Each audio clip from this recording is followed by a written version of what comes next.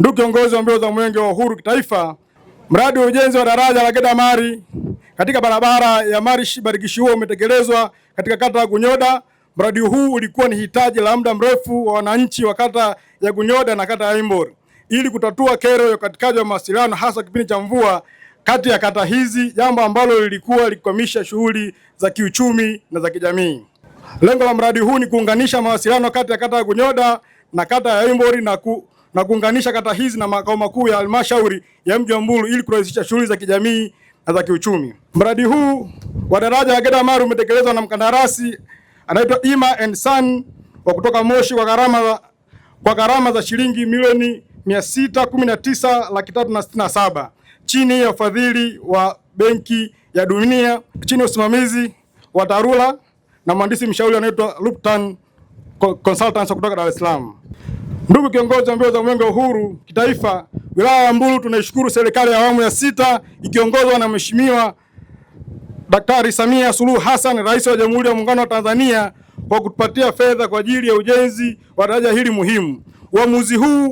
Uamuzi huo unaendelea kuonyesha dhamira ya serikali ya awamu ya 6 katika uboreshaji wa miundombinu ya usafiri na mawasiliano. Mheshimiwa Mkuu wa Wilaya ya Mbulu, Mwenge wa Uhuru umefika katika mradi wetu wa ujenzi wa box culvert, daraja letu ambalo linaunganisha wananchi wa Gedamari na moja na wananchi wa Marish, lakini na wananchi wengine ambao wanatumia barabara hii. Mheshimiwa Mkuu wa Wilaya ya Mbulu, mara baada ya kufika hapa Mwenge wa Uhuru umepokea taarifa, umekagua daraja letu limekamilika na limekamilika katika ubora mkubwa. Mheshimiwa Mkuu wa Wilaya ya Mbulu, tunamshukuru sana Mheshimiwa Rais Daktari Samia Suluhu Hassan ambaye ameleta fedha nyingi hapa kwa ajili ya kujenga ile box culvert ambayo ilikuwa tatizo kubwa hapa kwa wananchi, namna ya kuvuka kutoka ngambo ya kule na kuja ngambo hii. Leo hii baada ya kuleta fedha hizi Mheshimiwa Rais, daraja hili limekamilika. TARURA wameweza kutekeleza maelekezo ya Mheshimiwa Rais kwa vitendo, na leo Mwenge wa Uhuru umefika hapa kuja kuzindua daraja hili. Dr. Samia oye! Dr. Samia safi! Ndugu zangu wananchi, niwaombe sana kuendelea kulinda amani na utulivu ili Mheshimiwa Rais Daktari Samia Suluhu Hassan aendelee kutuletea maendeleo makubwa zaidi ya haya ambayo tumekwisha kuyaona.